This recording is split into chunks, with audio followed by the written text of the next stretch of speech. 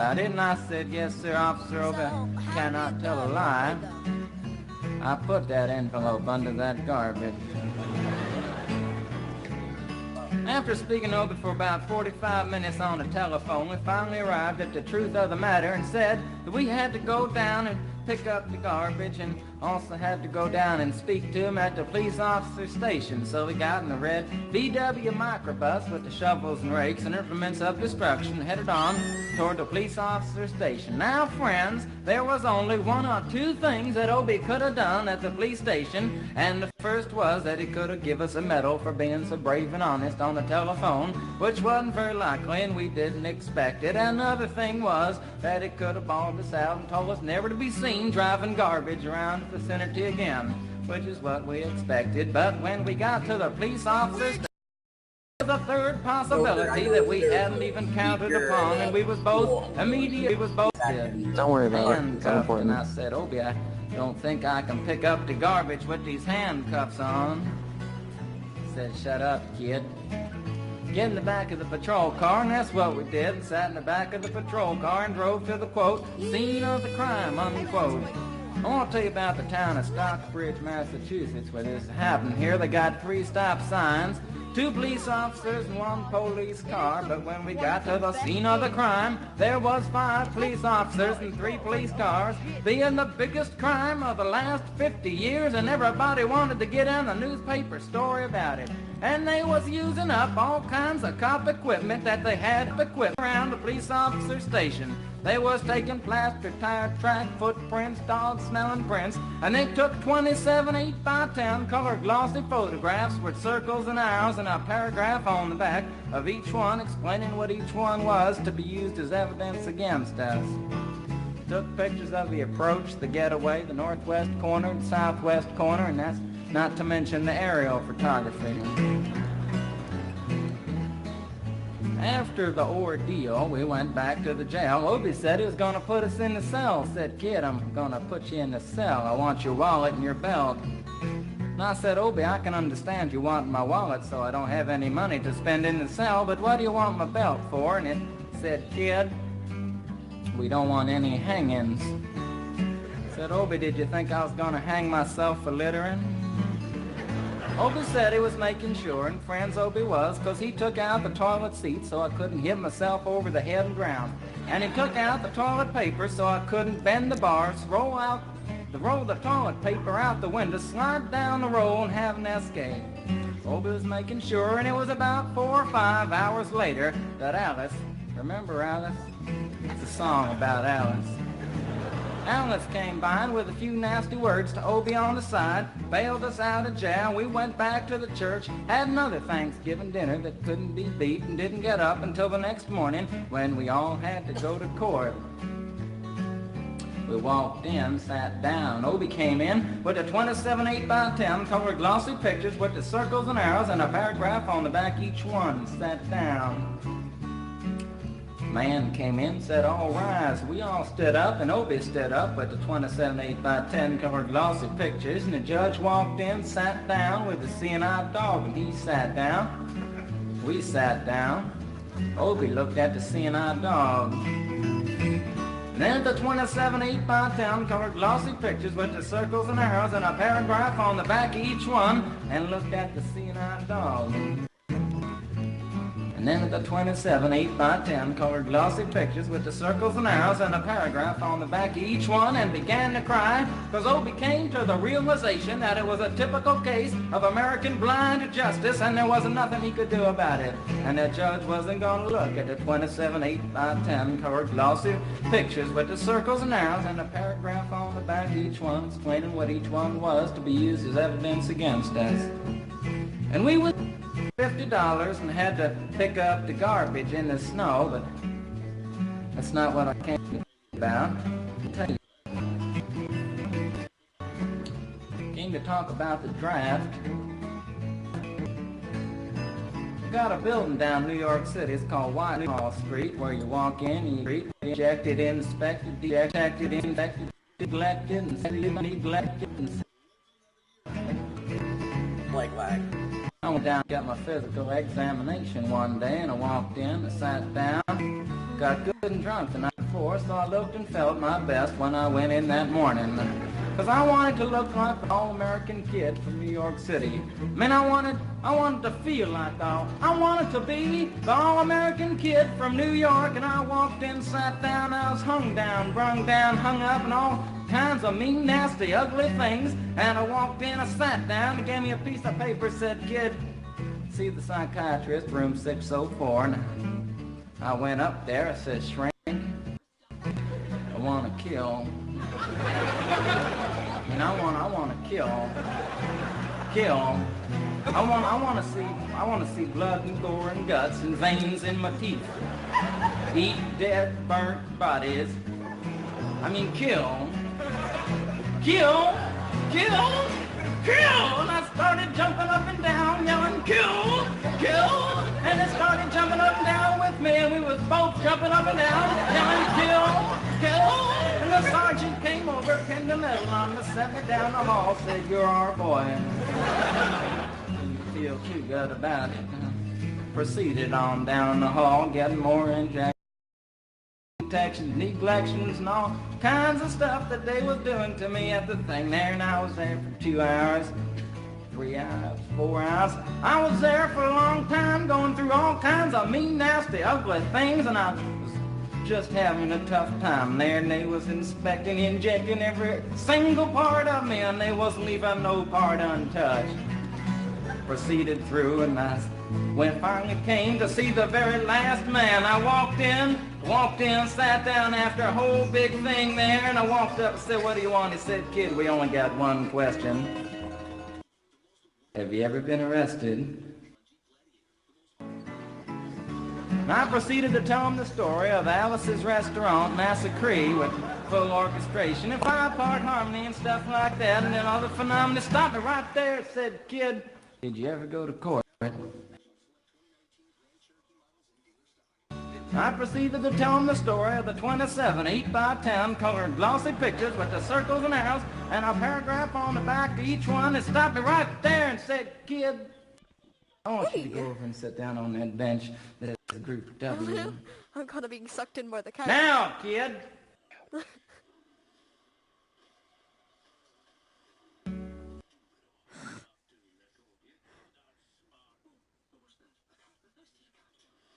And I walked over to the bench there, and there's Group W is where they put you if you may not be moral enough to join the army after committing your special crime. And there was all kinds of mean, nasty, ugly-looking people on the bench there.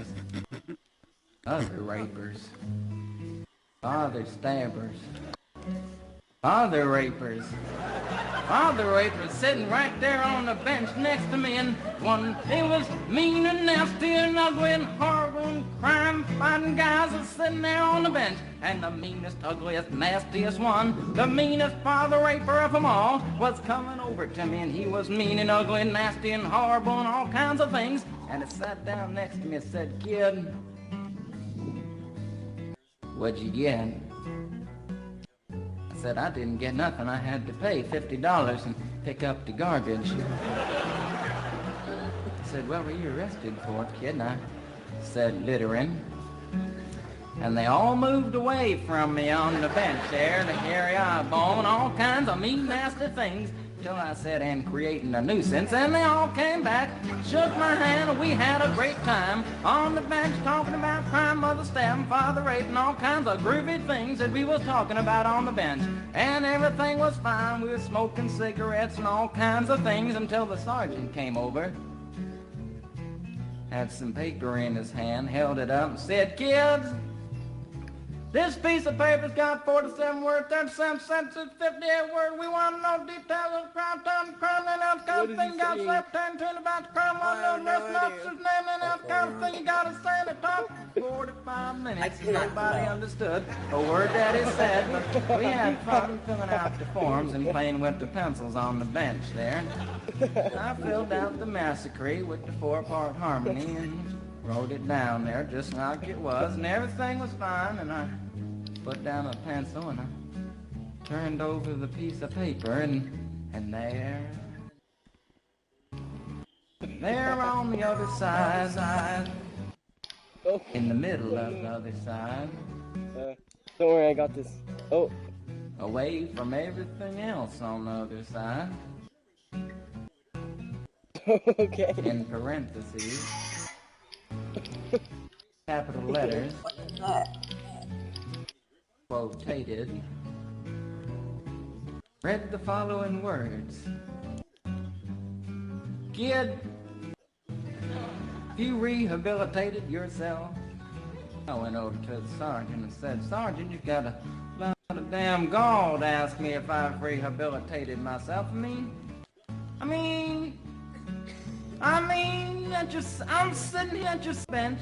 I'm sitting here on the Group W bench. Because you want to know if I'm moral enough to join the army, burn women, kids, houses, and villages after being a litter bum. He looked at me and said, Kid, you don't like your kind. We're going to send your fingerprints off to Washington, and friends, somewhere in Washington, enshrined in some little folder, is a study in black and white of my fingerprints. And the only reason I'm singing you the song now is because you may know somebody in a similar situation. Or you may be in a similar situation, and if you're in a situation like that, there's only one thing you can do. Is walk into the shrink wherever you are. Just walk in and say, shrink. You can get anything you want at Alice's restaurant and walk out. You know, if just one person does it, they may think he's really sick and they won't. I gotta pause this here for just a second for anyone who's listening who's not familiar with this song. So this is a song that's written in the 70s. Coming up in the next verse, there's a homophobic slur. But I want to say that this is Arlo Guthrie, who was like a sort of civil rights folk guy in the 70s, and my read on his use of it is ironic. I don't love that it's in the song, but I honestly don't think it's meant to be offensive. Folk music is often very sort of satirical and commenting on culture, so I really think he used it ironically. And I apologize if you guys don't like hearing it, but I promise it's not. I personally don't find it too harsh. Can you fix a chair? And if two people do it in harmony, they think they're both faggots and it won't take either of them. And if three people do it, can you imagine 3 people walking in, singing a bar, Alice's restaurant, and walking out? They may think it's an organization. And can you imagine 50 people a day? I said 50 people a day walking in, singing a bar, Alice's restaurant, and walking out. And friends, they may think it's a movement. And that's what it is. The Alice's Restaurant Anti-Rest Creed movement. And all you gotta do to join is to sing it the next time it comes around on. I don't expect you guys to sing. It's totally fine if you don't. So I am we'll not wait going till to it sing. comes around on the guitar here. Sing it when it does.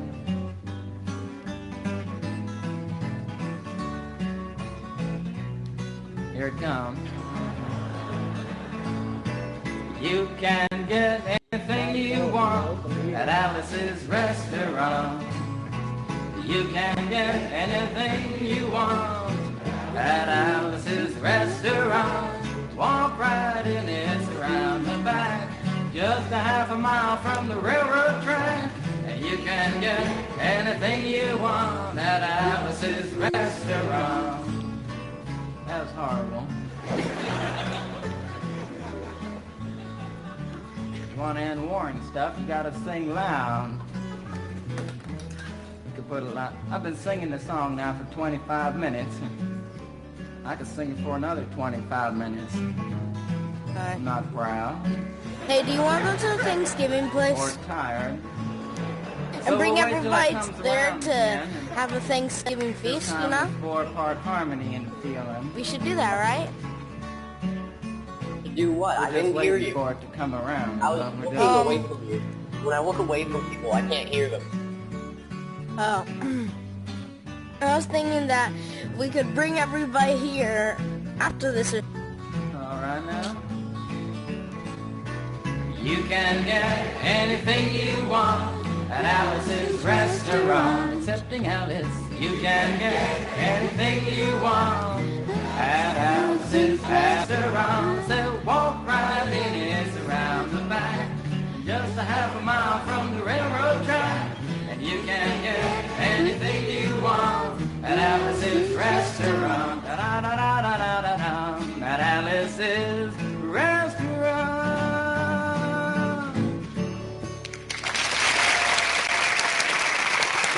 Bravo! Bravo! Beautiful!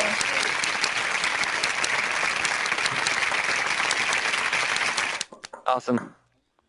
That's it. Thanks for Joker! listening, guys. I love that song.